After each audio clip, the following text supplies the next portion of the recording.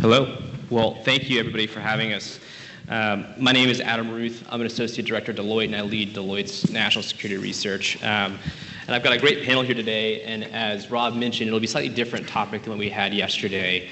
Yesterday was very much in the weeds and the ones and zeros, cybersecurity, cyber policy, cyber regulation, and that's certainly critically important, but if we're thinking about maritime risk, we also need to think about the industrial policy and what it means to build the things America needs to be secure. As we heard yesterday, building to American standards, incorporating those cybersecurity standards in production matters, and if we're buying things overseas from competitors, obviously that creates risk. And so the group we have here today, which I'll introduce in just a second, will help us understand what it means to build the markets we need to be more competitive in a commercial perspective. It's wonderful the government is buying more ships and putting money into the maritime industrial base, but we know historically to sustain that demand, we need commercial demand. Government money is not always as reliable as we'd like it to be, and so to make sure we have the workforce, the capability, and the capacity to build what we need, there needs to be more commercial demand. And so while it seems a little different from the conversation yesterday, it's certainly, I think, very relevant to the risk conversation broadly. And this is a conversation that grew out of some research that my colleague Pete and I did.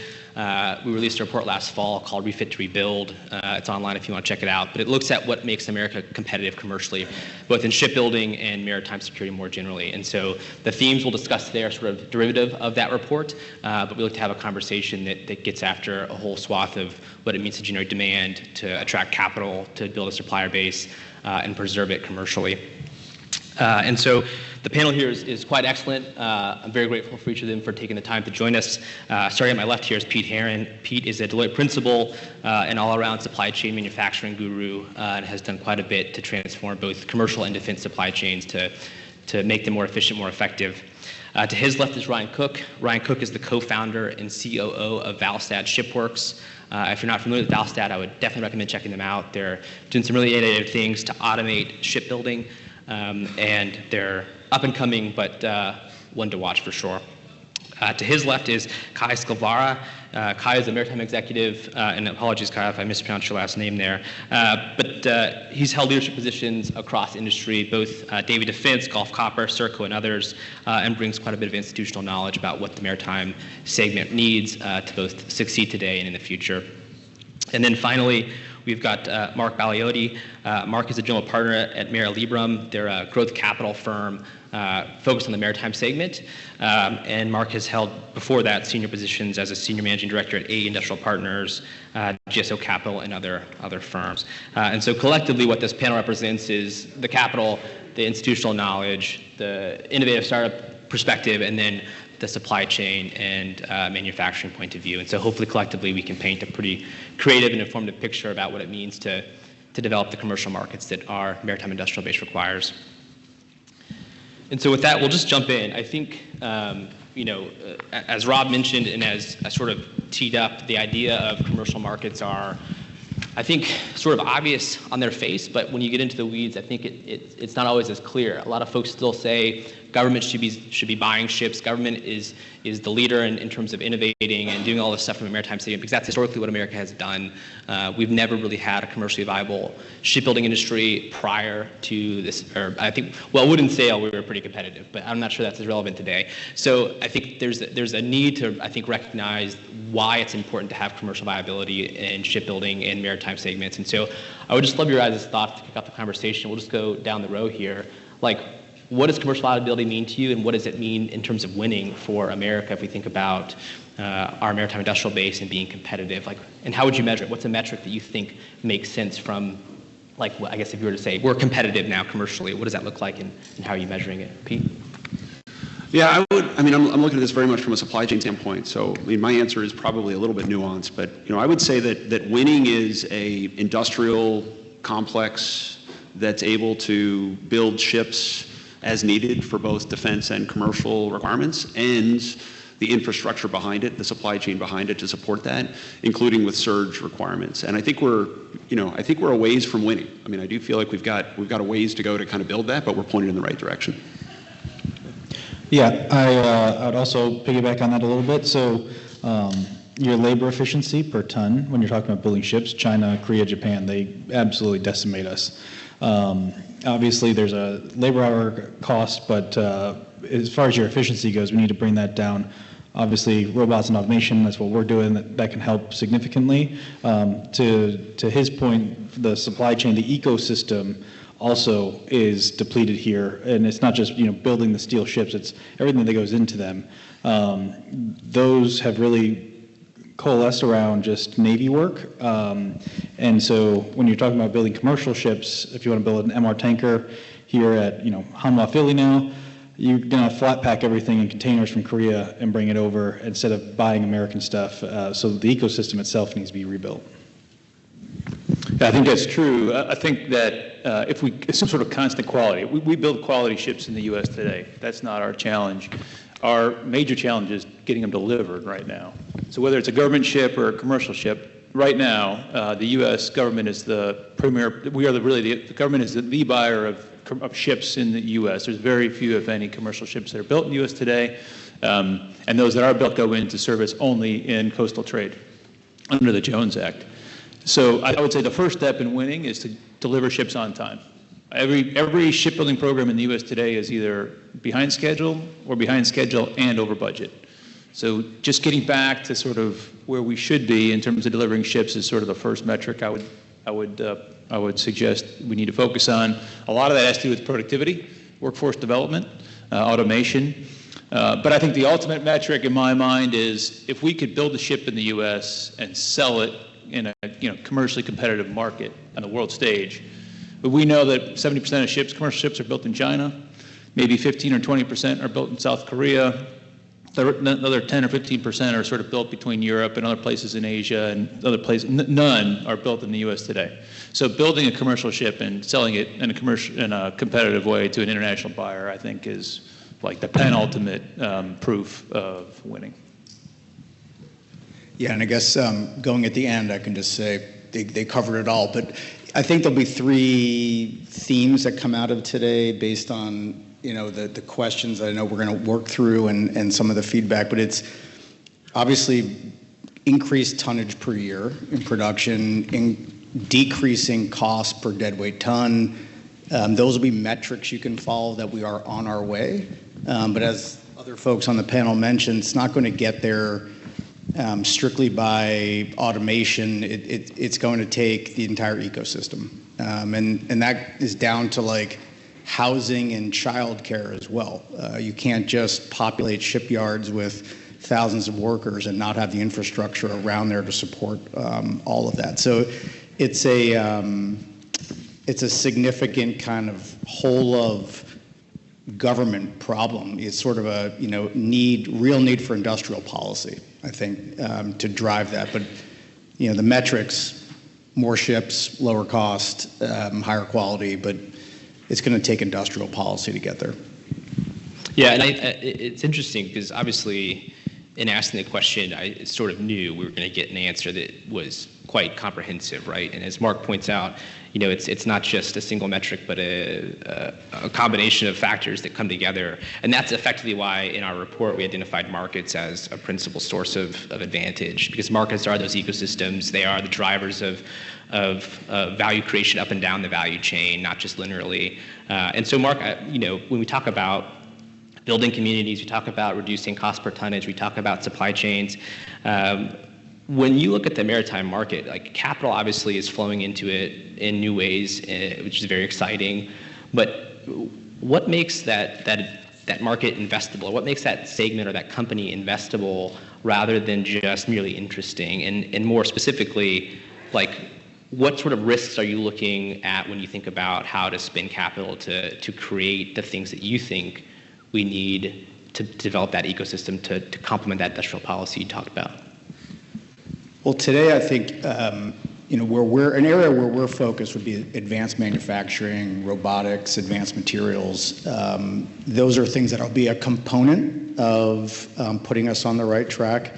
What makes it investable is it's a large market, it's a growing market. The growing part of the market is there's a demand signal, there's real demand for the product.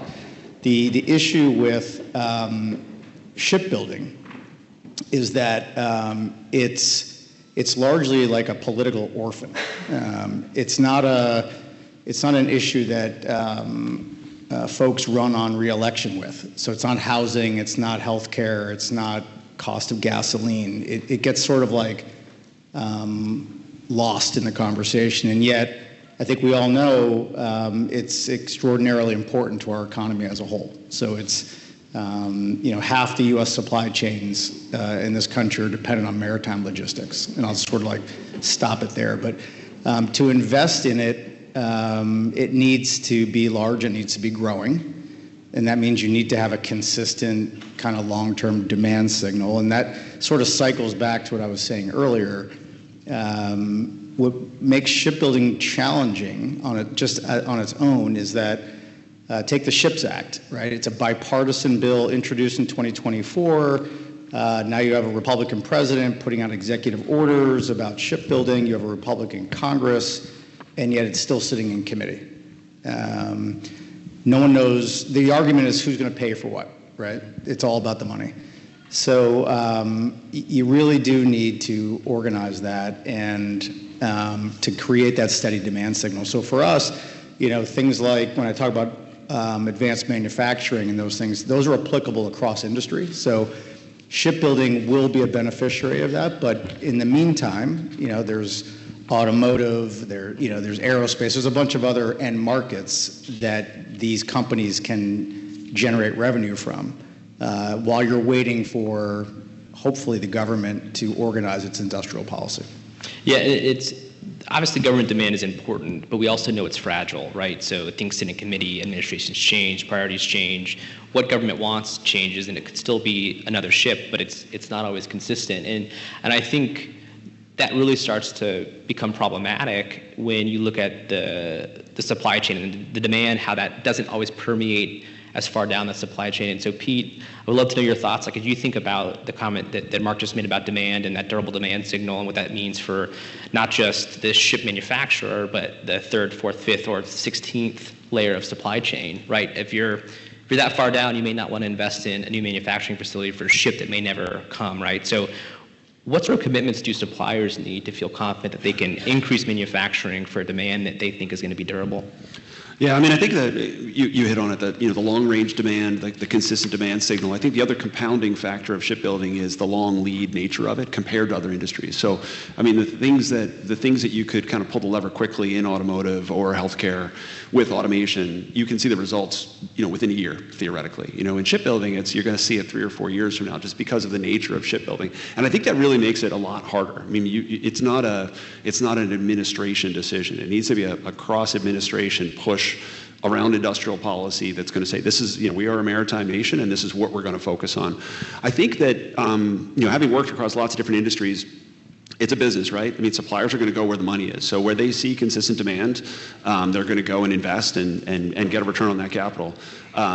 Shipbuilding, especially naval shipbuilding, for the U.S. Navy, the regulations are onerous, and it makes it really hard. Like, so the barriers to entry to become part of the maritime industrial base is harder than to become an automotive supplier in many ways, where winning as a supplier to an automotive is, cost, quality, performance, get it in on time, where the standards for the Navy are, it's just much harder and it's much more bureaucratic and much more administrative. So I think a lot of it is if there are ways to kind of streamline the administrative requirements, make it easier to enter into the maritime industrial base for suppliers.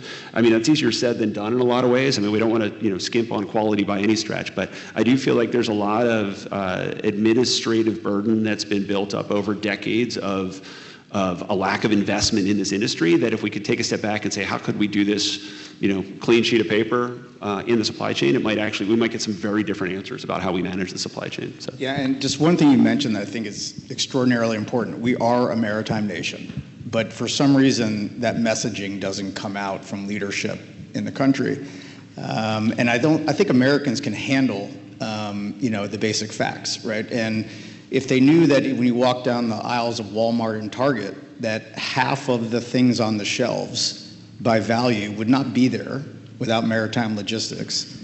And you can just put it in simple terms. People might get the joke, okay, yeah, we are a maritime nation, and these things are as important as, windmills and other stuff, right? So I just think it's a communication messaging thing as well, that for whatever reason, like I said, it's kind of it's like politically invisible. I'm not a politician, so I don't know the answer to that.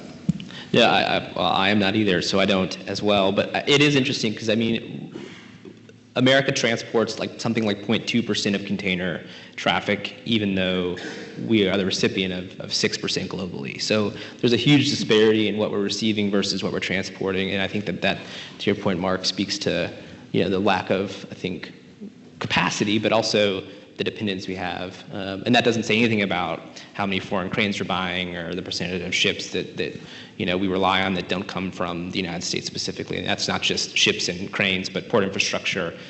Up and down the value chain, from a maritime perspective, there's a lot of foreign dependence.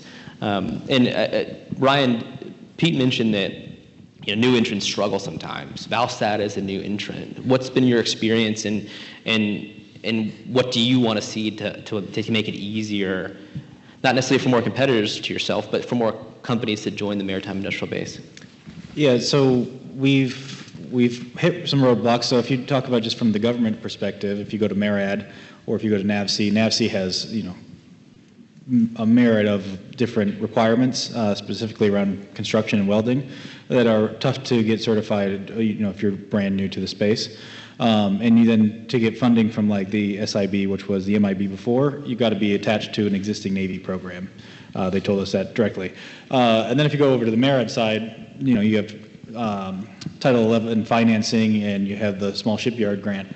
Well, those only apply to existing shipyards. So for someone like us, we can't access any of that money. So it's kind of been a black hole from the government side to helping startups in the maritime space.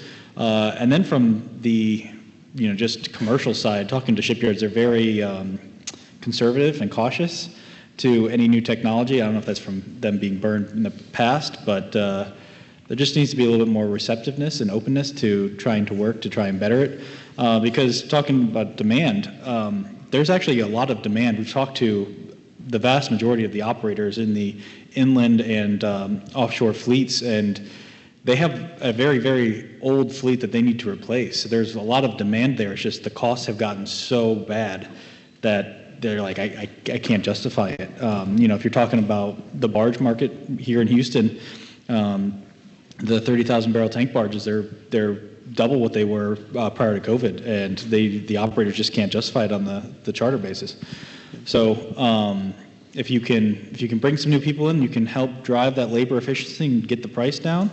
A lot of demand in the commercial market will open up, and I think those new entrants will then be able to attach to other programs, and it will unlock a bunch of money and start flowing. And that's what we're focused on.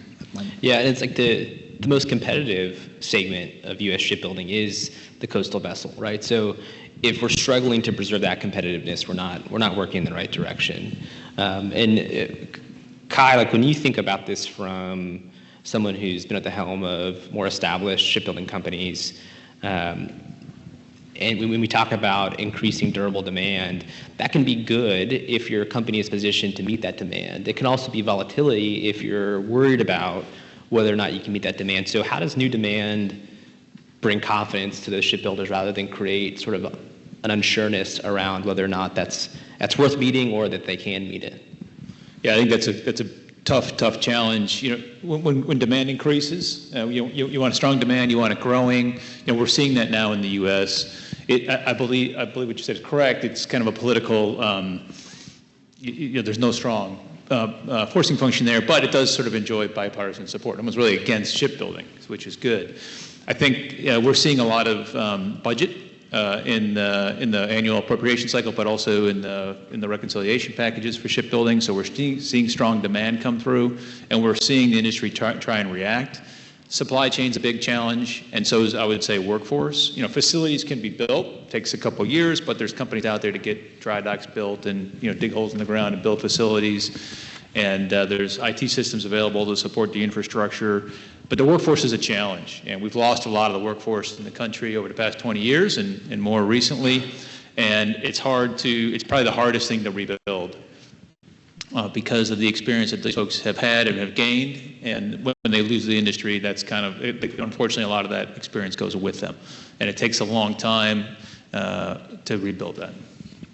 Yeah, and we heard yesterday before, you know, there's there's the things that the shipbuilding companies or the port authorities control in terms of trying to attract talent, and then there's the things like road congestion that they cannot. So I'd be curious, just as a follow-up, like what's the relationship need to be between the companies trying to do these things and the city, the county, the state to help make sure that it's, the things that they can't control, right? You're not going to, as a shipbuilder, build new roads to your port, right, or your shipyard. That's a state function. So what's the relationship need to be like in order to make sure that those things happen in conjunction?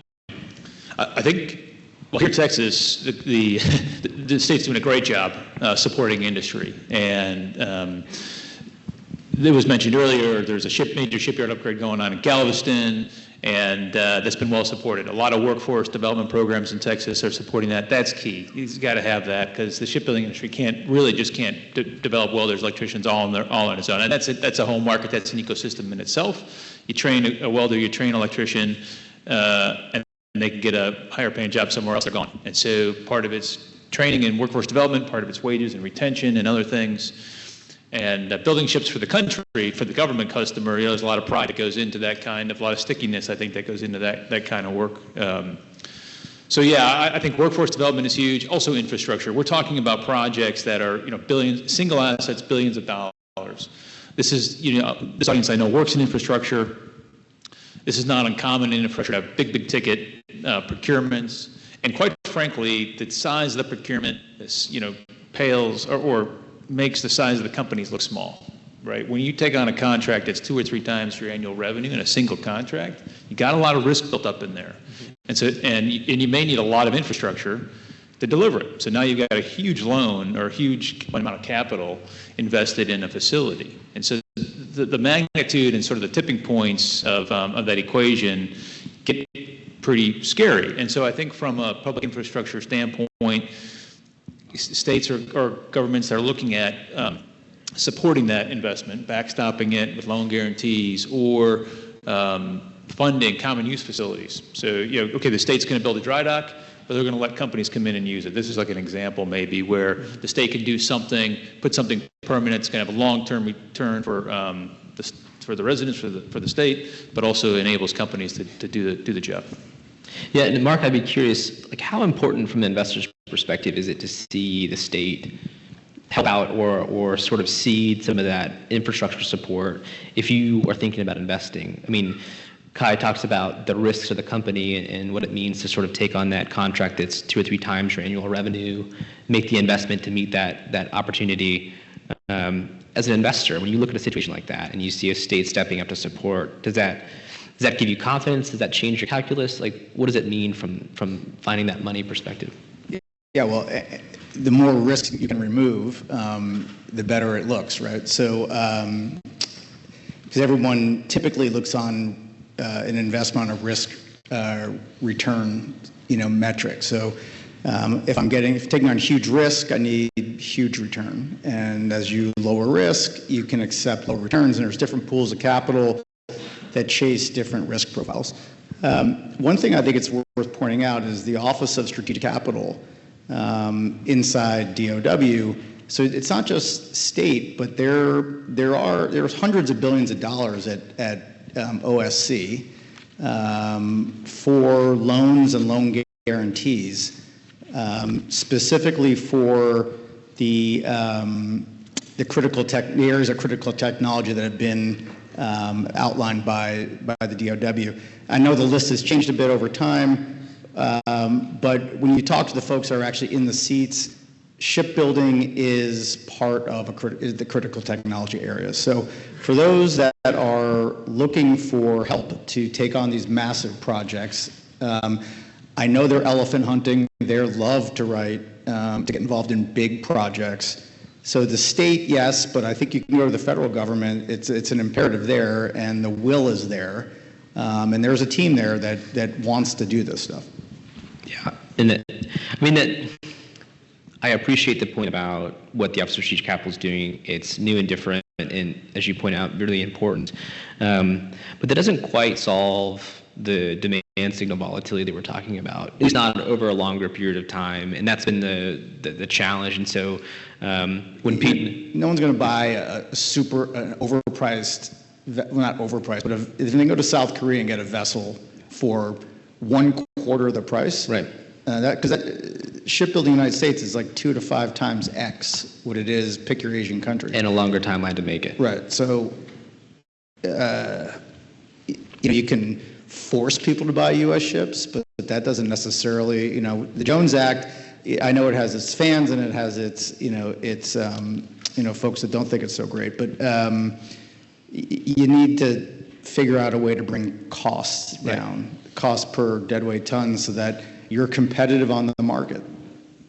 Absolutely, and it's a great segue to the next questions, because when Pete and I set out to understand what would make American shipbuilding and our broader maritime industrial base more competitive, we started by looking at what the leaders did, what China did, what South Korea, what Japan did. And China, in its case, they have a different economic system, but they played to their strengths, right? They created a subsidization model where the government is subsidizing up and down the value chain. They're building ports domestically and abroad. They're investing in transportation infrastructure abroad. They're basically setting the stage so that it makes the utmost sense to buy Chinese ships, to put Chinese cargo on them, and to take them to a Chinese port. But they did it in a way that made sense for China. And so when we said, well, what does it make sense? What's America's version of what makes sense for us? We basically came to the conclusion that looking at maritime trends generally and looking at where the industry is going, what made sense for us is to leverage the strengths that we have outside of the maritime industry, and it's what Mark pointed out earlier. When you look at additive manufacturing or digital manufacturing, that's not unique to the maritime case, right? So that means that from an investor's perspective, there's more interest, that means there's more talent, that means there's more diversified supply chains. And so Pete and I said, well, what's that look like for shipbuilding and the maritime industrial base? And so what we came to the conclusion of is, again, this is in context of broader maritime industry trends, is there are 3 pillars in where markets have unique value for America based on our strengths. One's autonomy and autonomous shipbuilding, autonomous driving ships. One's alternative fuels, and the last is smart ports. And the smart ports bit less competitive because there's quite a bit going on in that realm. But ports, if you don't have a port to take your new fancy ship, it doesn't matter that you have a fancy ship, right? So there's got to be a relationship between the 3. And I think one of the things we often hear when we talk about the report is like, well, how advanced are these markets? And the answer is, well, not very, and that's the point, right? We need wide space. We need to be able to jump ahead and compete with less competition. And so the follow-up question to that was like, well, AI is happening all over. What does it mean for maritime? Because AI is obviously quite important. And it's not just AI, it's automation as well. But I guess to start the series of questions about what these sort of 3 market segments means for America, Ryan, I'd be interested. Valstead is doing a lot in terms of really advanced software, a lot of automation. Like, where do you see AI and automation having the most impact for American maritime industry today, and where do you think it still has room to develop, or where there's more opportunity to get more out of it, but that you just need more time? Yeah, so I think it's certainly at the very beginning stage of it. We use AI daily. It certainly enables us to have a smaller team and be able to get more work done.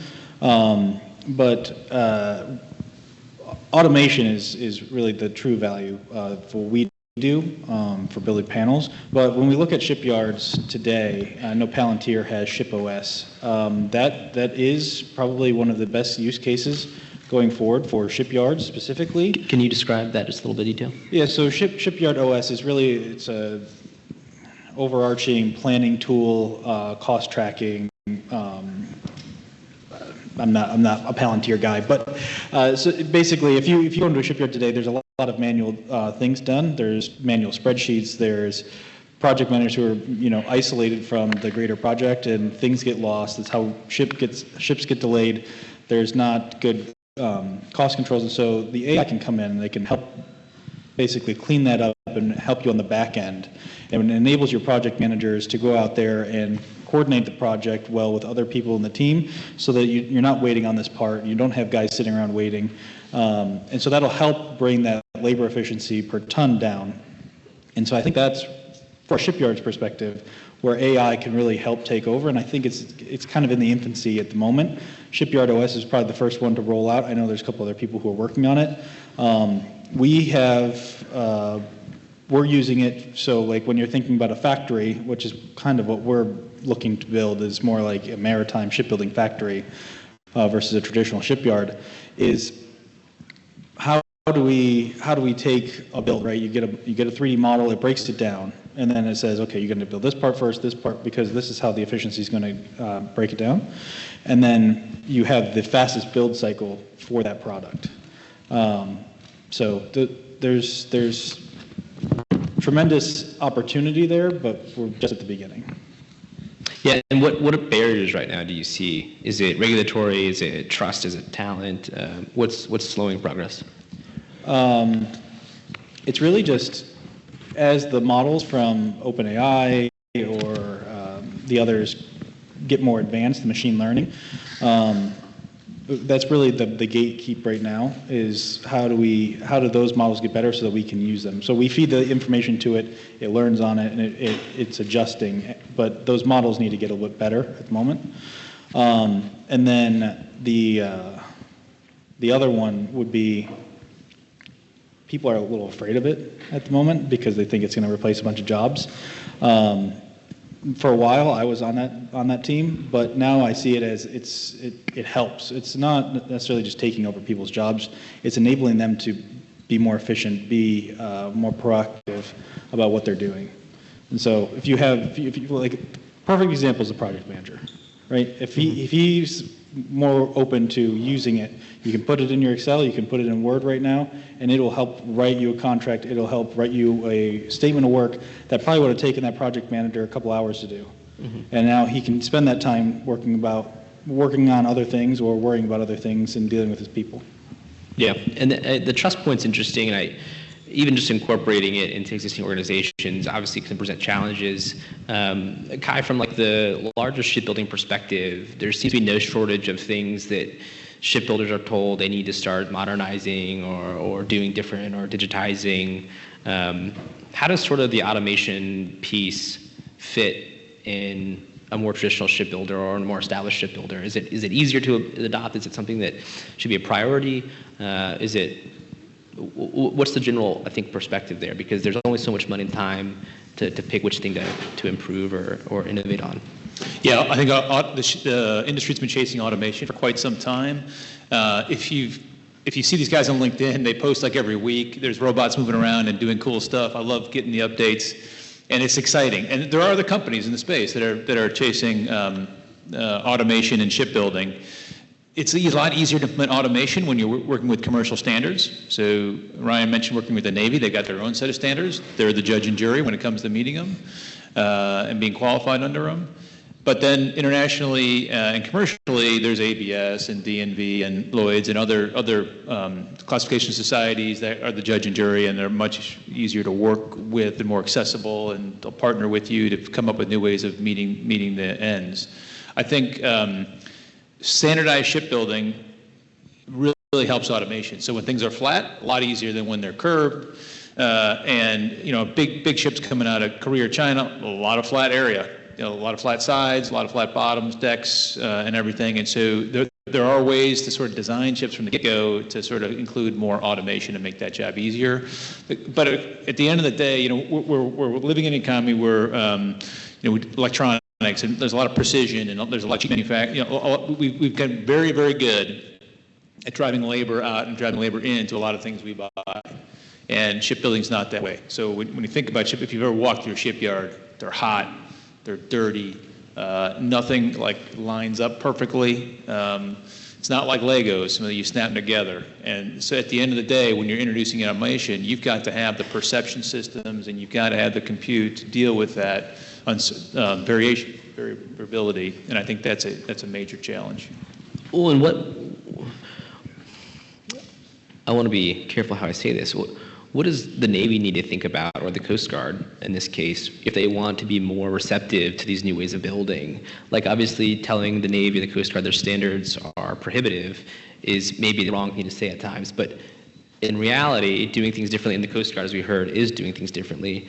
What would the advice be there to help them see value where it is and not sacrifice How standards? much time do we have? I can talk for a week on this. We have 30 more minutes. Here's one piece of advice I would have for the U.S. government. If you're going to buy a commercial ship, buy it in a commercial way.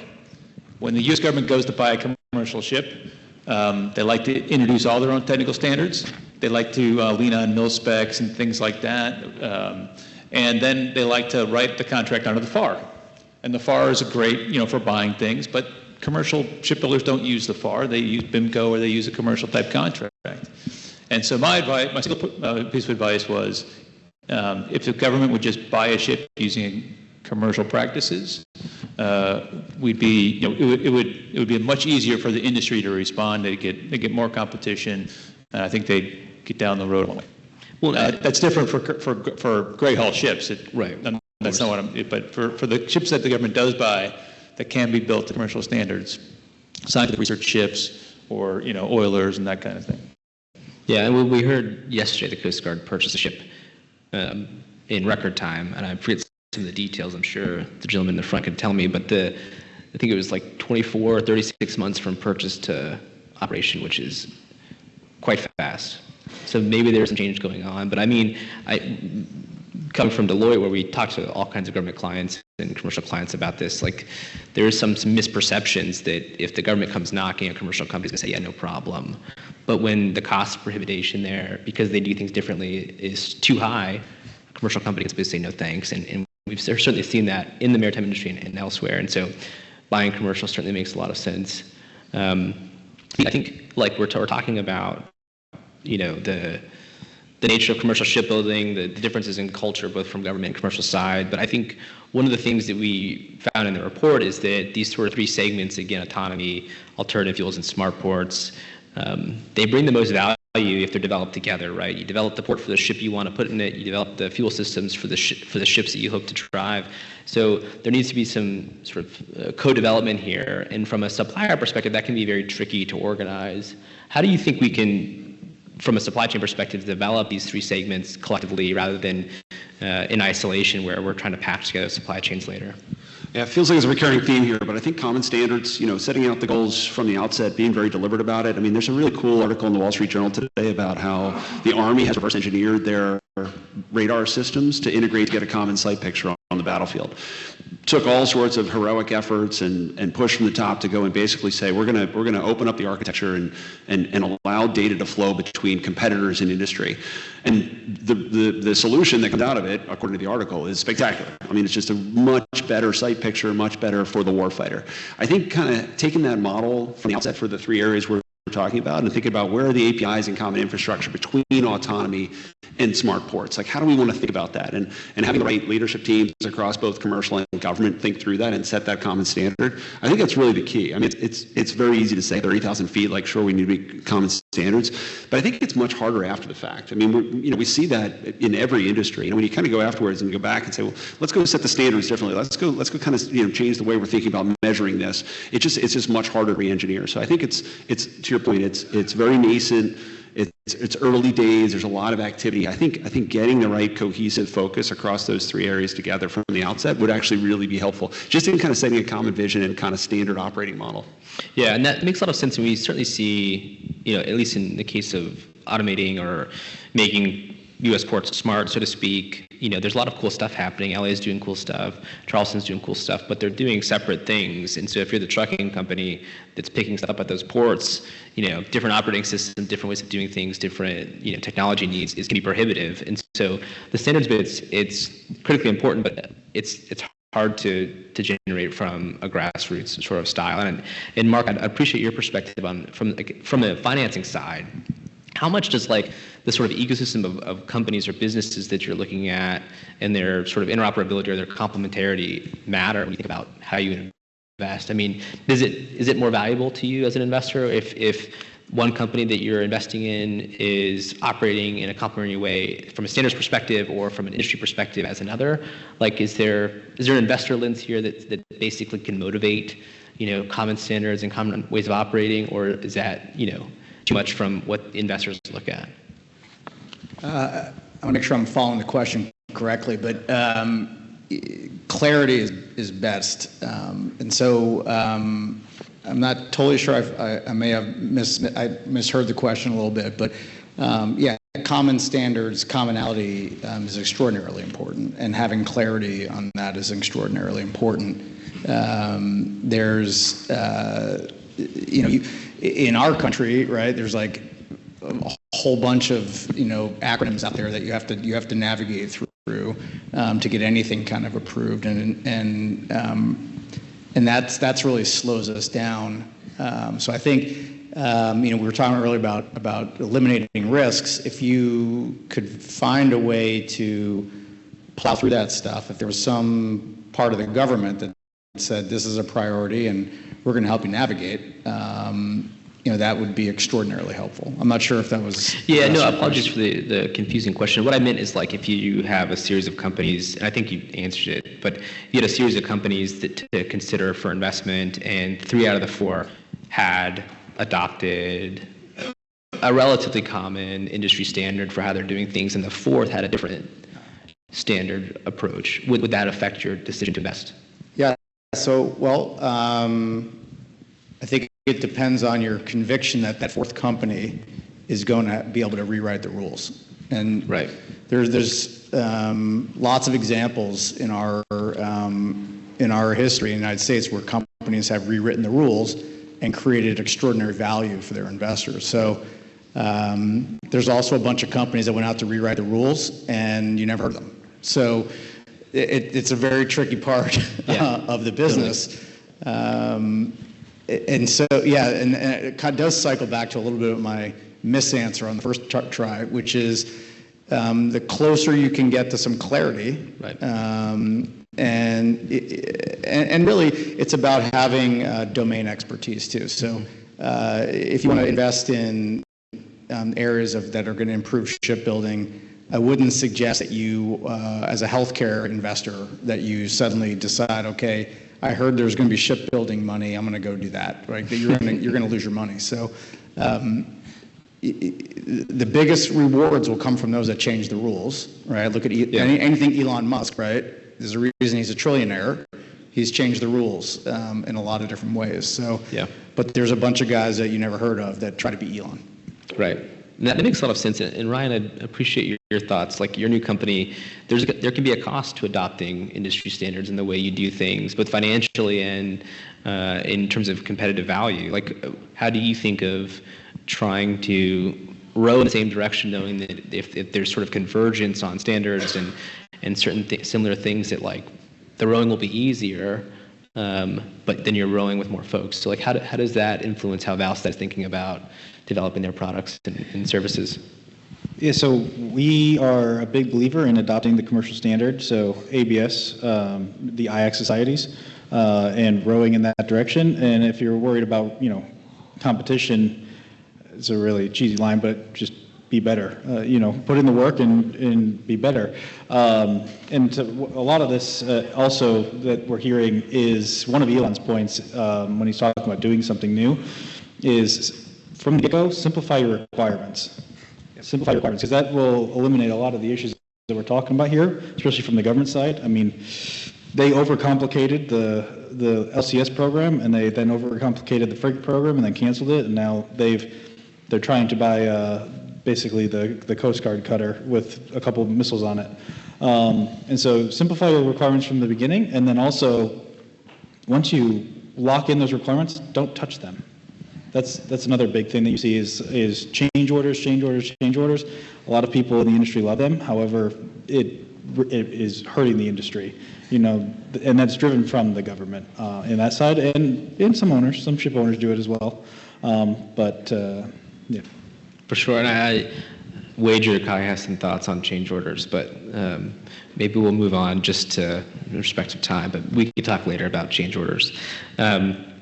I think so far we've talked about durable demand, we've talked about trying to align around strategic opportunities, the 3 pillars we talk about in the report. But so far that's all that's hopes and dreams. I think it'd be helpful to talk a bit about sort of what it means to sort of deliver on these things, and not just talk about you know, what we want to do, but how to do it. And so Pete, starting with you, I wonder if demand showed up tomorrow, what would be the sort of supply chain bottlenecks that you think we would need to address first? I mean, and I know there's going to be a lot, so I would say pick your favorite 2, but I mean, would it be talent, suppliers, engineers, schedule discipline? Where would you start? Yeah, I mean, I think it's definitely the Herbie theory of constraints. I mean, it's going to be whack-a-mole. I mean, if the demand showed up tomorrow, I think the biggest thing would be the supply chain of the parts. You think about just the principles of, people, parts, paper, get the right stuff at the right time, down on the deck plates to go build. I think that the parts would be the most severely limiting factor, just based on the lead time that we've talked about. It just takes a long time to kind of get the system working in a way that you've got the flow of material to be able to kind of build. And then if I had to pick a second, I would say workforce. I do feel like, it's cliche and trite, and everybody talks about, we need 100,000 welders or, whatever the number is. I don't feel like that is absolutely a truism. We need more workforce, and Kai, you talked about just the reality of like trying to go stand up a shipyard, but I don't think we're quite playing into the automation angle of that. I don't, if it's 100,000 welders that we need in the country, I don't know if you were to automate it. Is it 10,000? Is it 50,000? Is it 75,000? I don't think we've got that calculus right. There's a lot of and it's the politics of it too. It's the jobs, but I do feel like there's a different way to play the game around the constraint of workforce that we haven't quite solved. I admire what you guys are doing, and companies like yours that are doing this. Other industries have it like under control. The amount of innovation that we see at Deloitte in like the pharmaceutical manufacturing supply chain, it's staggering. Just the amount of just AI, lights out, person in the loop just to kind of provide the controls, but like everything's just kind of automated. It's like you look at it through the lens of shipbuilding, which is very different, obviously very different industry. But man, there's a lot of lessons learned that we could go to bring to break down the specific barrier around workforce and automation of the workforce. So, two things: parts and people. I think would be the two for me. Those I'm sure are at the top of the list for most. Kai, you've led some of these companies. Like, what are the interventions you'd want to see to remedy some of these supply base or talent constraints? Yeah, there's two things. I'll piggyback on Peter for the workforce piece. It is trade labor, trade skilled. It's also management, and it's leadership. And maybe that's kind of cliche, but leadership in government, people who have actually bought a new class of ships before. The DDG-51 was designed in 1985. We're still building those ships, one of the most successful. We tried to build a new destroyer around 2000. We only got 3 done, and we had to quit because they were so expensive. And then we've had the issues, both the Navy and Coast Guard had difficulty building new classes of ships. There's no one practiced at leading new class of ship construction in the ship. There just aren't that many people. So number one, leadership. It's in government and it's in industry. We need them in both places. Next thing you run into in the workforce is engineering management. Finding engineers is tough, but you can do it. Finding welders is tough, but you can do it. Finding engineering managers is really tough. So if you find some good ones, hold on to them forever if you can. Those are the next people you need, and then you're down into the specific trades and stuff. So workforce is one. The second big one I would say in terms of interventions is how we buy. We're talking about shipbuilding market. We're talking about markets. We know there's only one customer. So how dynamic is a market that has one customer that buys things one way? Now, we invest $20 to $30 billion a year in new ship construction here in the U.S. That's what the annual budget is for the Navy for building new ships. It's not like you go to the grocery store with $20 billion and you could buy, there's a lot of grocery stores to go to. If you don't like to price oranges in this one, you go to that one. That's not how it works. Most of that budget is bespoke on sole source contracts. So there's one performer and there's one customer, most of that budget. So the budget that's available for competition, where people are putting in bids and winning work, is actually very small on an annual basis. So if you think about the shipbuilding market in the U.S., it's not what when you say the word market, you think about this sort of active place where there's multiple people buying and selling, and that's just not the case in the U.S. So there's some structural interventions that I would make in terms of how the government pieces out work. The trouble is, if you're going to build an aircraft carrier or submarine, nuclear power technology, or if you're just going to build a destroyer, there's two builders of the destroyers. They've been the same two for the last 30 years.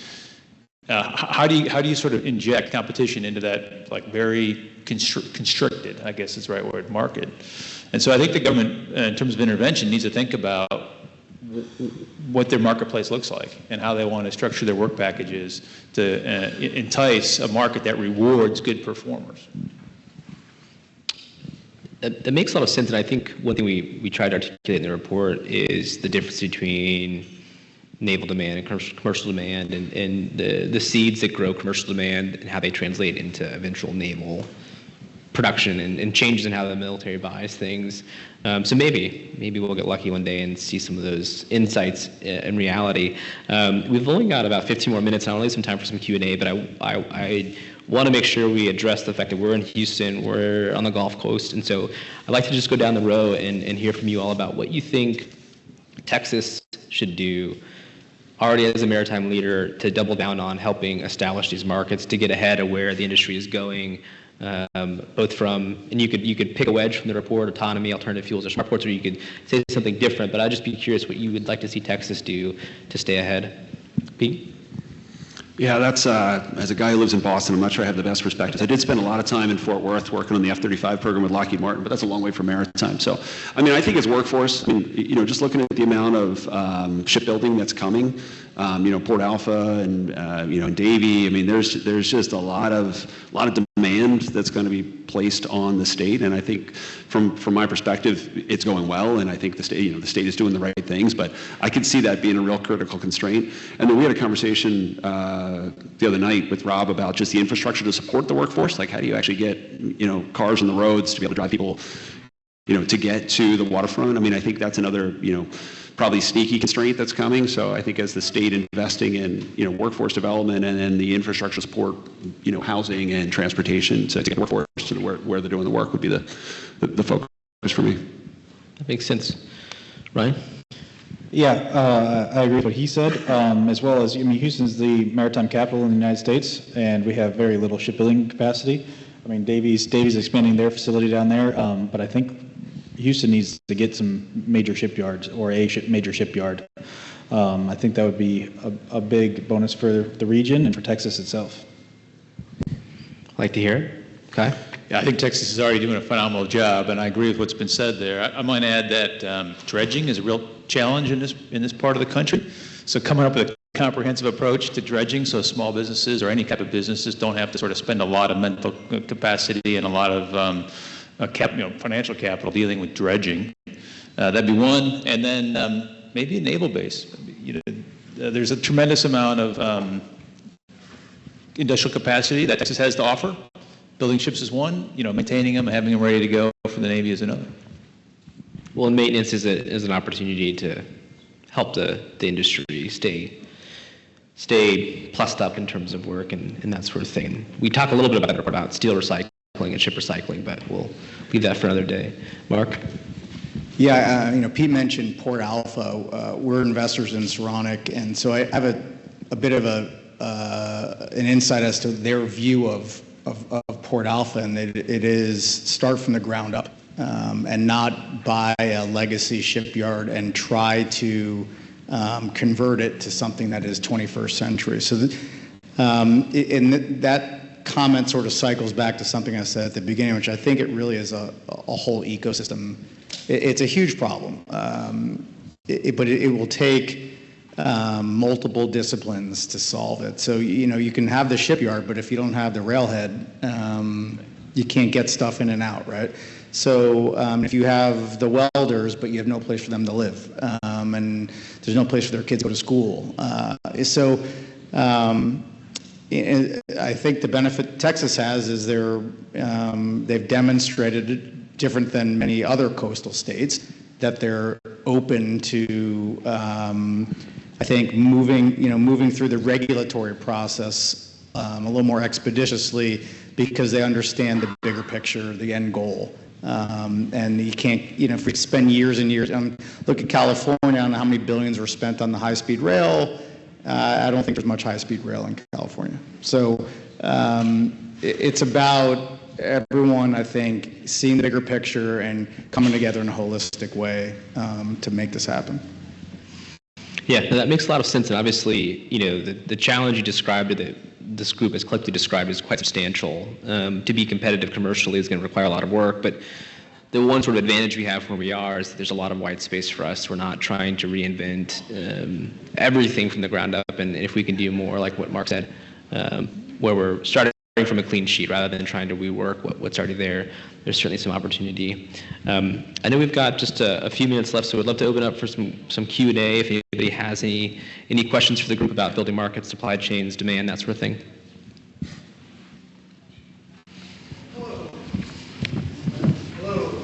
Hear me? Oh, there we go.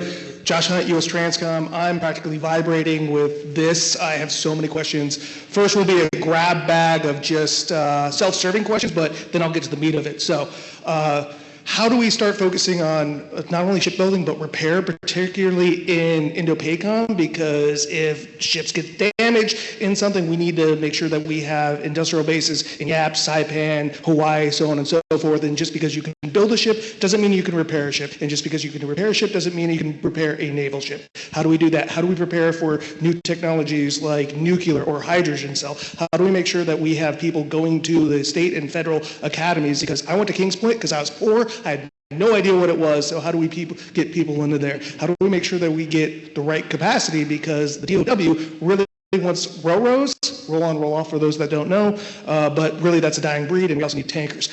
But here's the one I really want to get to, which is the existential one. How do we focus on education, policy, subsidy, and compliance, make sure that there is demand, because really that's what focuses on it. How do we make sure that people are following the Cargo Preference Act of 1904. For those that don't know, 100% of DoD cargo shall go on a U.S. flag. Cargo Preference Act of 1954, 50% of all government-impelled cargo shall go on a U.S. flag. The Jones Act, things like that. How do we make those more draconian, or lean into that so that we do have the demand, we can comply with it, we educate people so I don't have Army guys saying, hey, I want to save money and I put it on a foreign flag. I think we have to do that because, I mean, back in 81, Reagan killed the subsidy. We were subsidizing it back in 81 to build ships. So how do we get back after that? Yeah, no, I appreciate all of those questions. I'll take just a quick stab and then we'll pass it to the panel. I think to your last question, certain government requirements to carry cargo on certain American ships is great, but one of the things we outline in the report is that the demand that we're going to need to see first is going to have to be small. We're going to have to incentivize through lower cost per tonnage and through schedule adherence with smaller builds, right? So autonomy probably has a play first, not in ocean-going cargo vessels, but in coastal vessels, right? And so, you know, the trickle is there if we can align the incentives, certainly. But does anybody else want to take a stab at any of those other questions? I'll take a stab at maybe the Indo-PACOM question, and maybe I'm stealing Ryan's thunder, I don't know, but there are advanced manufacturing companies that are doing factory as a service and parts as a service, and so I think what you would need to do is stand up that stuff in Guam and other places forward, you know, out in the Western Pacific, where you don't have to bring ships back to California to be serviced. So you just have to make the investment to put that stuff there. I think I know Admiral Paparo has a million things on his plate of priorities. I do think I do a little moonlighting stuff for Indo-PACOM, and I think that's on the list is to try to bring some of that out into the Western Pacific. But you're not going to just suddenly transport 100,000 or 1,000 welders. It's going to be the advanced manufacturing where we can do sort of low mix, high volume production of stuff through smart factories. Thanks, Mark. Kai, Ryan, Pete, anything? Just on the maintenance side, I would say that I think that we've talked a lot about ship construction. I mean, I think at least from a public shipyard standpoint, the amount of opportunity for efficiencies through automation and just better work practices is staggering. Like, there's just so much more capacity in the 4 public shipyards. And under Secretary Cal, there are now conversations about the 5th shipyard again. So that's kind of reemerged, which is interesting. I don't think it solves any of the problem, but I think that one of the things, in talking to a lot of the maintenance side of the business, the op tempo and maintenance scheduling balance is not there. Navy changes the timeline. We're going to be a month deployed. We push back the maintenance schedule, which has ripple effects through all the capacity in the yard. So I think better collaboration. I mean, they recognize the reality of op tempo, but better collaboration and recognizing the realities of the constraints of the maintenance network, and just being deliberate about it, I think could solve a lot of the problem. I think there's a lot of capacity, untapped capacity or capacity that's kind of wasted just in the way that things are done today that we could take advantage of, in addition to all the forward deployed. I mean, that's, we're not talking about doing that in Guam by any stretch, but I do feel like there's an angle for, at least on the West Coast to be thinking about things differently.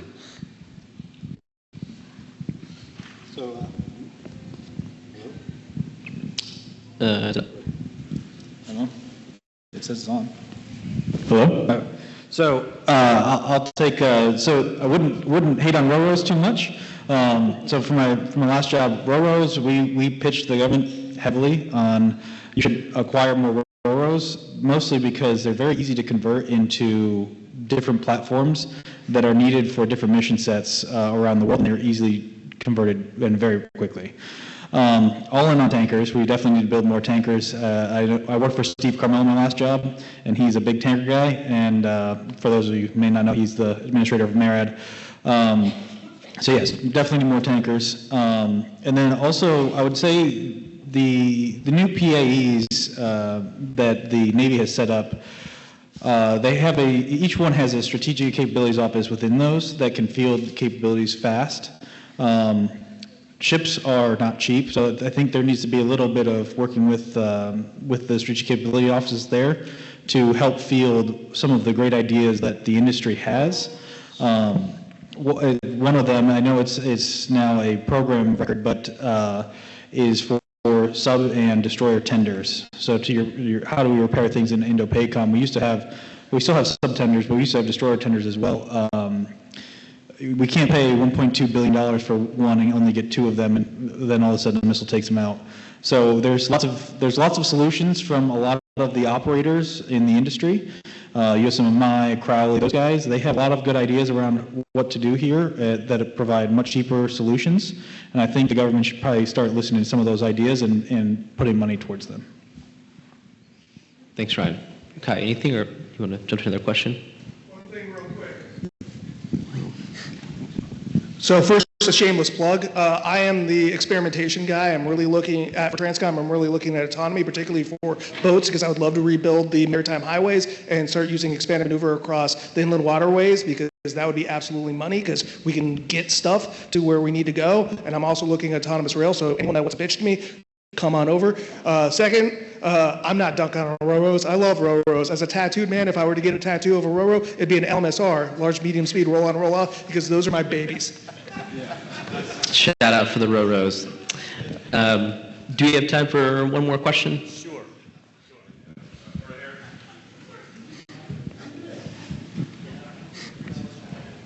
Well, I'll just ask loud. You were talking about shipbuilding and talking about government entities working with private industry and how to get those things done. My question is, for the Institute, one of our areas of focus is on understanding trust networks between individuals. So how important are those for achieving shipbuilding goals with it? So we're all professionals, we all have our networks. How do we work those professional networks, those trust networks, to achieve those things? I think that's a great question. I think trust is extremely important. In the government, it's really hard to establish with the government because the government is not a person. A lot of people, they all kind of have their own ideas, and sort of, you got engineers who want to do engineering, contract people who want to get a good deal and get the thing done and in the file, and you got program managers who are trying to get something to the fleet. And it's really hard to establish trust with like a constantly changing panel of customers. Early in my career, I worked for a design agent. Then I went to work for the U.S. Coast Guard as a civilian, and I became a program manager. I got an MBA, and then I said, well, this has all been interesting, and I've learned a lot about how the government thinks and how they work. I'm going to leave and go back to industry. And for me, it's been invaluable in just developing an understanding of sort of being in the other guy's shoes. So I would actually be a proponent of seeing people go back and forth between, obviously there's got to be controls and we got to watch for COI and things, but having people gain experience working both in government and the customer seat and in industry in the delivery seat. So with that said, what is the responsibility of academics to prepare students? Should they be getting multiple bachelor's degrees if they're coming up at that end? Or is it a hybrid degree program that has a business side plus a public administration side? Well, as someone who's done a lot of schooling, I would say multiple degrees is questionable given the cost. I think that and we heard this yesterday, there's a lot of practical experience that I think is required, especially if we're talking about networks. That's not a knock on schooling. I have a PhD, that's why I'm a little salty. But the point I'm making is that education is an investment decision nowadays, and so I think to your point, the value to the student relative to the value of what they bring to the problem you're describing requires, I think, some consideration. So I know at SAM we're working on skills. Okay, hold on. Here's Ryan Randa, who's with the Institute. Speak. Okay. At Sam Houston State, we're working on the SAM Polytech, the Polytechnical Institute. It's a new development for work-based programming. In addition to that, they're developing across the institution competency-based education programs that will help grow workforce capacity in different respects. I wonder if what Mike is asking me to ask is, in what spaces would we grow that would best benefit the industry? Is it the labor shortage? Is it welding? Is it, as our panel mentioned, engineering? Where are the spaces that make the most sense? So that I can report directly to the president, of course. Yeah, that's it. Yes, yeah, all of the above. I mean, I think that I think the co-op type model is key. I think the binary, 4-year equals this is probably not the right answer in today's environment. I mean, lots of thoughts based on kind of how, just watching a lot of the liberal arts colleges in the Northeast fail.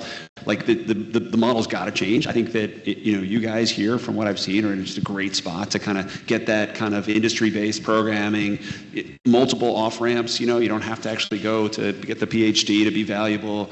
Learn from industry, come back. On-the-job training is so key. I mean, I went to the Coast Guard Academy with a built-in kind of co-op program. Every summer you went off and learned about something of a Coast Guard mission. Very small, very insular, but what an awesome model. I mean, I really do feel like if academia could kind of structure things more in that way, in a very efficient and inexpensive way for the Coast Guard Academy, to the King's Point, gentlemen, I think that's a really cool model. I think that's something that I would love to see happen more in the country.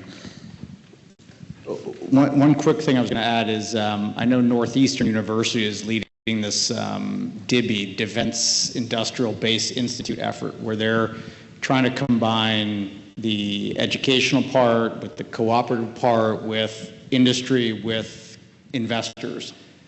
So I would just kind of look into DIBI a little bit in their model, and I think they're welcoming all comers. It would start out as shipbuilding. Now I think between them and the government, it's now just the defense industrial base. I think it was MIB, now it's DIB. But I would look into that, what they're doing out of Northeastern. I think they're early days, but I think they have a pretty good model. Yeah, Steve Flynn, I can connect the guy. So he's running the DIBI. Go ahead. Yeah, so what he said with co-ops, we have quite a few of those at our facility currently. They're phenomenal. We also have people who have never went to college who just have a passion for robotics. We hired a kid straight out of high school at 18, and he is a whiz kid, just completely locks in and can code just about anything. I will say I would probably look to the future, and I'm going to use a really, catchy phrase, is deep tech. That's the thing right now, is how do you take traditional industries and you merge them with software, robotics, and AI. From the investment front, a lot of people are all about the deep tech space, as he could probably attest to, from reindustrialize. So focusing around those three things, but based in traditional industries. That's where we're seeing it. Awesome. Well, with that, I want to thank Pete, Ryan, Kai, and Mark for their time and their input. And I thank you all for giving us a chance to talk and share some insights. So help me giving a hand to our panelists here. Thank you.